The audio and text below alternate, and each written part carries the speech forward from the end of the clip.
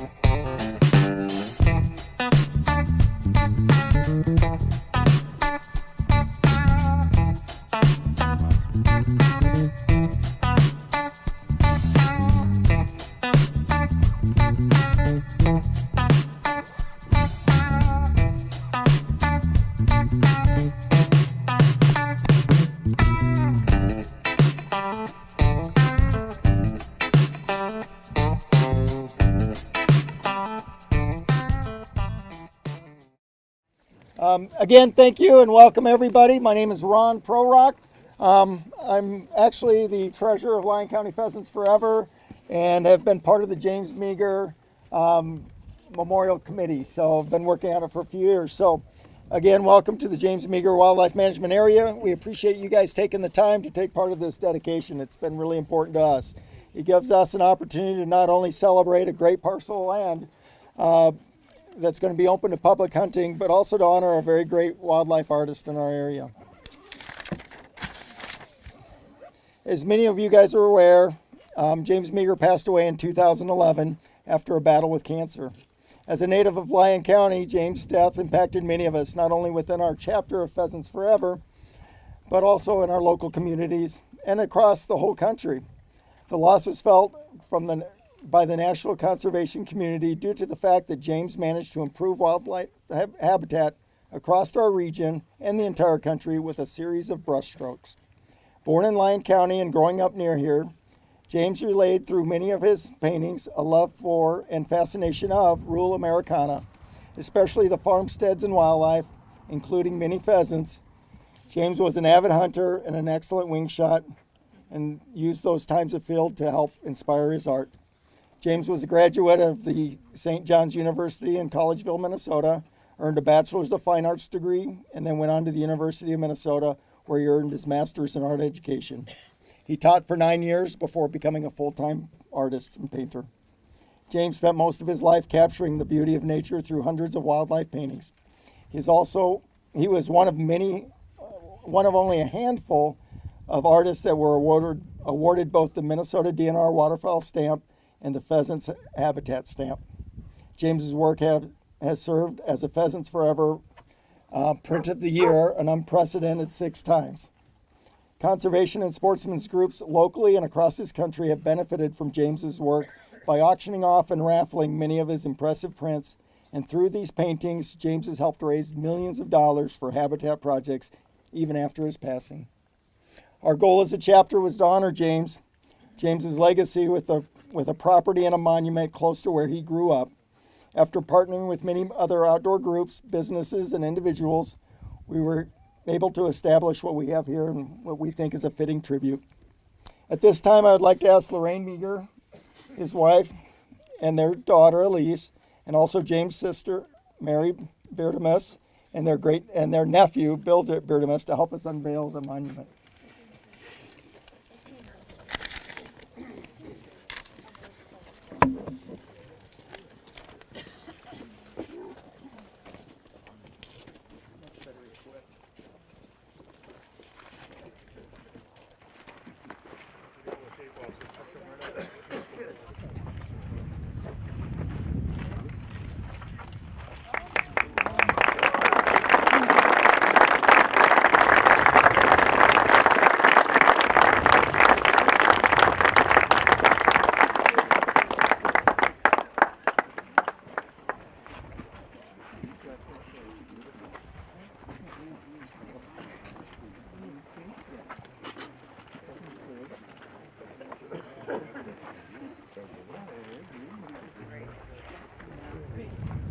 Got it right.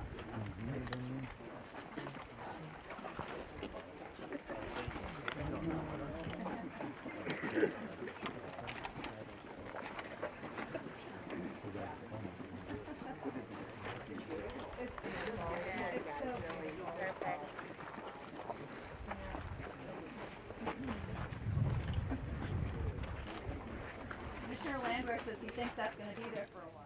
The process to acquire and restore and transform a parcel like this into a wildlife management area system is substantial. Our first speaker has been intimately involved in this process and will tell us more about the WMA.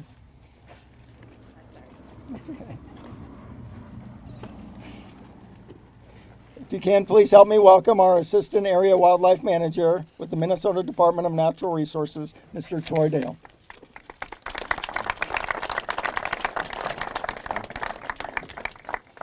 Thanks, Ron. And again, thank you to everyone here for helping us to come out and dedicate this piece of property as part of the James Meager Memorial Wildlife Management Area. So a few years ago, the local Pheasants Forever chapter came to our staff at the DNR and said they wanted to purchase a piece of property to memorialize and commemorate the late James Meager. PF wanted something ideally as a standalone WMA, close to Minneota, and with good wildlife potential. When this property came on the market, the local Pheasants Forever chapter immediately started moving forward and we're excited about it, as was our local staff at the DNR. The 155-acre Moose-Alf tract was the first tract acquired for this WMA. It was purchased by Pheasants Forever in 2016 and was soon after transferred to the DNR as part of our WMA system. The tract consisted of approximately 87 acres of cropland adjacent to Mud Creek, which runs from east to west on this property here. Had 25 acres of creek bottom or riparian area, 8 acres of non-crop, and about 32 acres of grassland CRP. During the development process for this tract, we had just a few main goals in mind. One was to enhance the buffer around Mud Creek, and second was to maximize the wildlife habitat diversity for many populations of wildlife. In the fall of 2016, our staff planted a high-diversity native grass and forb mix with the help of Pheasants Forever on about 60 acres of the formerly cropped land basically to enhance the grassland for grassland-dependent species, and also to help absorb and filter water before it flows into Mud Creek. Through the funds provided by the Buffalo Ridge Gobblers chapter of National Wild Turkey Federation, we also included an 8-acre tree planting on the northwest corner of the property. This planting contains over 1,600 acres of hardwoods, conifers, and shrubs, including Black Hill spruce, red oak, bur oak, hackberry, crabapple, chokecherry, serviceberry, and plum. And once these are established, this area will provide year-round wildlife habitat and pollination value, as well as helping to establish or to stabilize the soils adjacent to Mud Creek. The property also contains a large food plot on the west end to help ensure wintering wildlife have an adequate food source to get them through the harsh winters in Minnesota. On this plot, we're working with the farmer to incorporate soil health practices as well. Cover crops are planted here, and we require no-till farming practices. These conservation practices will add another source of food for wintering wildlife, while also putting nutrients back in the soil, reduce compaction, filter water, and help to keep the soil intact. The last project on this tract of land that I just wanted to mention was a WMA cleanup that was organized this past spring in April. The event took place back in the far southwest corner of this tract, and it was a gorgeous day when all the volunteers could have been out doing a number of other things on their own time, but we were able to get over 20 volunteers to come out, heavy equipment in hand, and ready to get dirty and clean up this new WMA. On that afternoon, we removed over 24 tons of broken concrete, scrap metal, glass, plastic, and other debris, even some old car parts. In total, the James Meagher WMA currently stands at 310 acres split out between 2 tracts of land. Soon after the Mooseolf tract was purchased, another landowner about a half-mile north of here came forward and wanted to sell his property as part of the WMA as well. This tract, called the Bugan property, is another 155 acres of already established grassland enrolled in CRP, which includes numerous tree plantings, a wetland restoration, and a food plot as well. We know these areas will be heavily used, and we hope that people appreciate these opportunities for public land access in this part of Yellow Medicine County. So when I think of this WMA and everything that's been accomplished so far, volunteerism is really one of the first things that comes to my mind. With the acquisition of this property, we really couldn't have made it possible without the hard work and dedication of all the volunteers involved.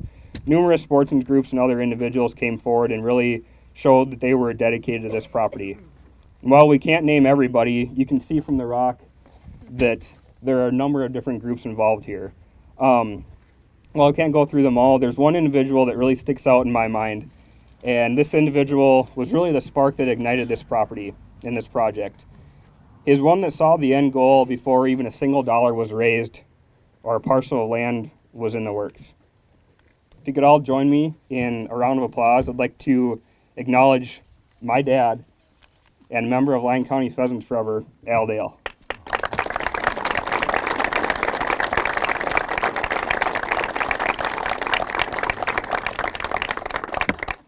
So that's about all that I had. Again, thank you guys for all coming out, and hope you guys enjoyed the pheasant opener.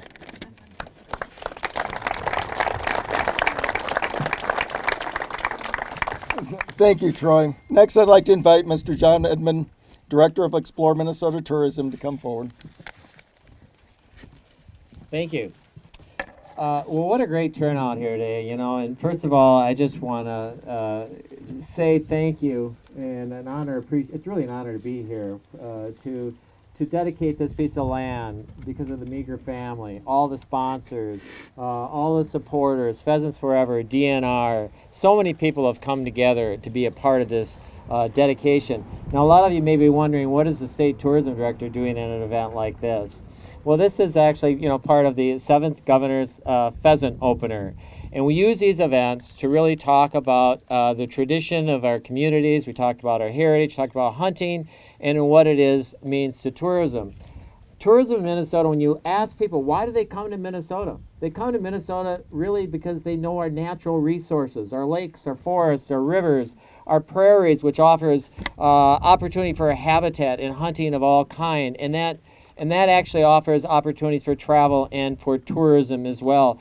Minnesota, though, is really considered a leader in natural resources, and it's because of efforts like this. Yes, it involves politicians. Yes, it involves a lot of different people and different stripes of lives, but it's because of community efforts like this that we are able to preserve land, which is so important to our heritage, our tradition in Minnesota, and it's so helpful to keeping tourism growing and alive in Minnesota for many years to come. So just again, congratulations. Thank you all for all of your efforts in putting this land dedication together. There are people that are going to be thanking you here today, tomorrow, and for many, many years to come. This is a wonderful event. Thank you all very, very much.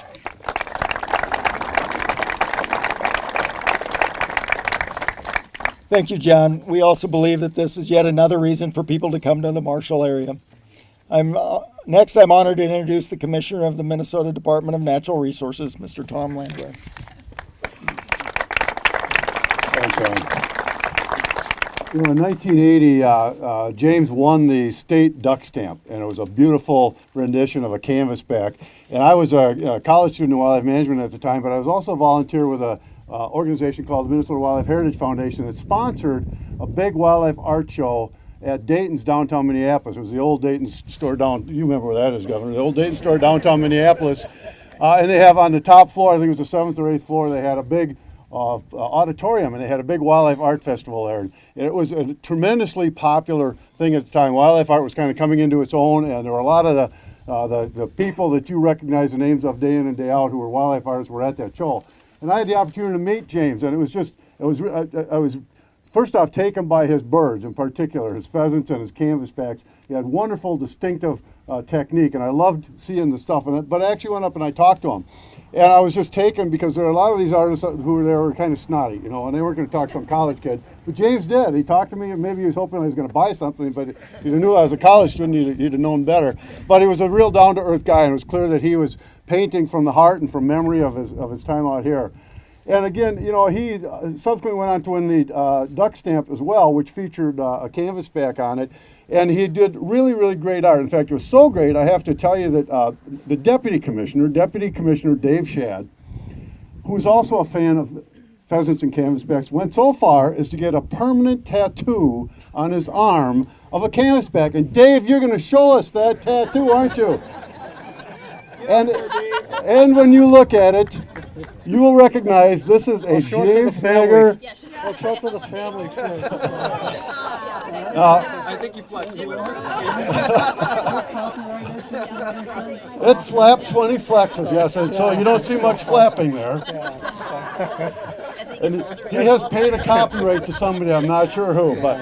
And thanks for calling me out, Tom. That's how good the art was. In fact, the art was so good that ultimately, through donations of art to organizations, I'm told there was over $5 million generated for conservation causes to groups like Pheasants Forever and Ducks Unlimited and so on. What a tremendous contribution to conservation. He felt that from the heart because he was a hunter and an outdoors person to begin with. And I have to believe that, you know, he spent time out in the field looking at these beautiful pheasants and thinking, man, someday I hope to do a nice job recreating those. And we all know that he did. I think he would be very pleased to know that by virtue of conserving this space here for future generations, that there might be a future artist that one day bags a rooster out here, takes a look at it and says, you know, I hope I can recreate that and become somebody as wonderful as an artist as James was. And thank you to James for his contributions. Thank you to all the organizations for helping make this a reality. And it's an honor and it's a pleasure to be here today. Thank you all very much. Thank you, Tom. We are very fortunate to have so many special guests here today to help us celebrate. It's a really neat event. It is now my honor to introduce our Lieutenant Governor, Tina Smith. Thank you. Thank you so much, Ron. You know, I just so love coming to these events. I've been here since this morning. I had a chance to go to the youth clay championships and watch those kids shoot. Was just fantastic. And then we went to Camden State Park, and now here to see the Meager family have a chance. You guys, it was so great to see you just sort of transfixed by this fantastic monument and to be here on this beautiful piece of land. so Lorene and Elise and Bill and Mary, I'm so glad to be with you and to help you celebrate this just really wonderful recognition of James. And you know it's going to be a good weekend when you're checking into the hotel and half the guests are bringing dog food in with them. I can see there's a few dogs around that look like they are ready to get to work. So I will be brief other than just to thank you all so much for being here. Thanks so much to the Lyon County Pheasants Forever for what you did to build this, help create this beautiful place just inside Yellow Medicine County. And I am so looking forward to this weekend. Thank you all very, very much. Thank you. Thank you very much. Thank you, Lieutenant Governor Smith. Our final guest grew up enjoying the outdoors and continues to be a vocal supporter of hunting, fishing, and conservation. Please help me welcome the governor of our fine state of Minnesota, Mr. Mark Reed. Thank you very much. Thank you. I apologize for being late. I have a really hard time being around the Lieutenant Governor during pheasant hunting season. She shot my bird last year. I mean, it was coming across this field right toward me, and then it suddenly stopped flying. I didn't get anything. She got this bird. It's very, very embarrassing. Fishing over her, the same thing. She gets all the fish. It's just, anyway. I'm really delighted to be here with you today, and Lorene and Elise and Bill and Mary. Good to honor your father and husband. I was relating to him because reading the first part, he was his teacher, and I taught first job out of college at a public school in New York City, but then he said he left to become an artist, and I had to bow out there because I almost, literally, this is a true story, flunked fourth grade art because I couldn't make a soap boat. And I finally hacked out this rowboat, and I've been allergic to ivory soap ever since.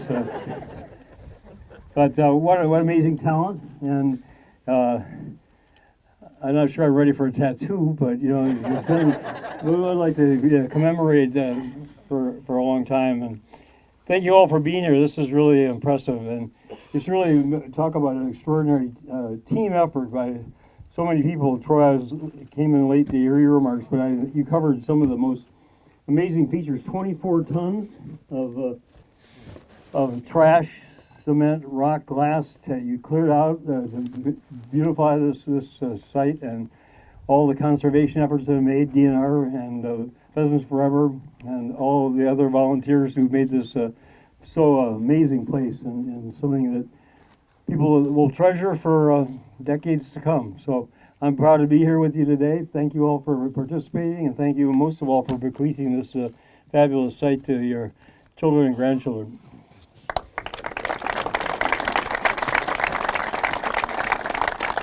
Thank you, Governor Dayton, and thank all of you guests for coming, and all my guests for coming to help us dedicate this. It's been a very exciting project, and it's good to see it end up the way it has. So that's pretty much our ceremony for tonight, or for today. There'll be a community banquet tonight for those of you that are coming that starts at 6 o'clock with dinner at 7. And if you haven't registered yet, you can register. If you haven't got your registration packet, you can stop there and get registered. So right now we're just going to do some photos and stuff by the rock. And so thanks again for everybody for coming.